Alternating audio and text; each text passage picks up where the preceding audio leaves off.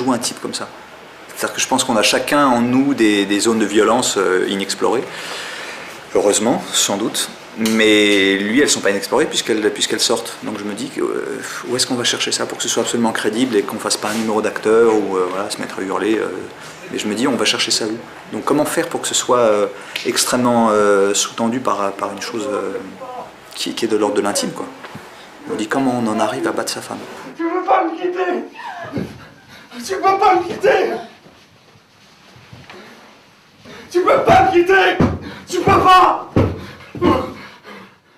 Il y avait une nouvelle assez dure sur la violence conjugale, où au départ il y avait quand même pas mal d'amalgames. Le personnage principal, donc Tom, est flic, il est plutôt alcoolique, il bat sa femme et on en arrive à la même conclusion que le film.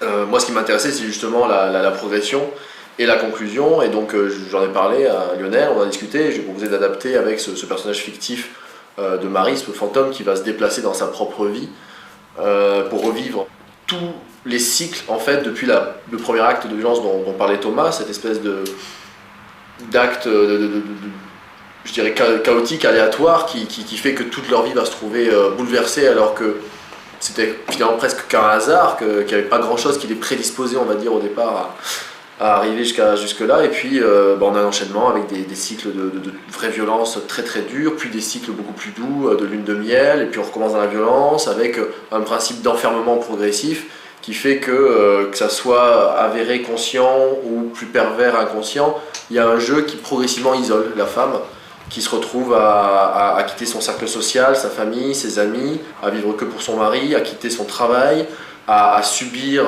progressivement une transformation physique, vestimentaire, pour vraiment ne vivre plus que par l'union qui l'unit à son mari. Et le fait qu'ils n'aient pas d'enfants, c'est vrai que c'est un énorme enjeu, une énorme absence d'enjeu dans le film, qui fait qu'il y a beaucoup plus entre guillemets de liberté pour arriver à la conclusion que vous découvrirez dans le film. Mon personnage en fait c'est finalement pourquoi elle reste aussi lui, comment on en vient à battre sa femme, et elle pourquoi elle reste avec lui. Voilà, pourquoi une femme peut rester, qu'est-ce qui... Voilà, qu'est-ce qui fait qu'un être humain peut subir autant de choses et être complice de ça en même temps, qu'il y ait une sorte de... complicité entre guillemets, mais que c'est un lien en fait qu'ils ont fabriqué tous les deux. Et comment elle est rentrée dans ce truc-là et elle a réussi aussi à... elle est aussi un peu responsable, le couple ils l'ont fait à deux. Pourquoi ça arrive? Moi je suis toujours méfiant par rapport à ces raisons, parce que je trouve que c'est de se dire il boit, il a perdu son travail, ou ça s'est pas bien passé au travail, tout ça.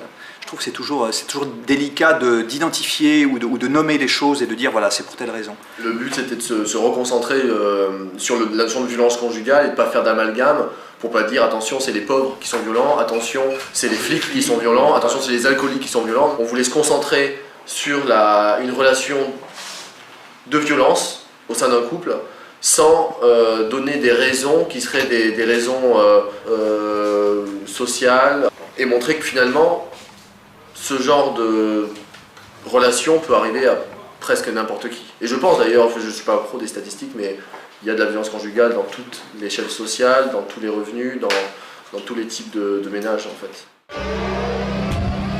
Ce making of vous a été présenté par Tashkent Productions.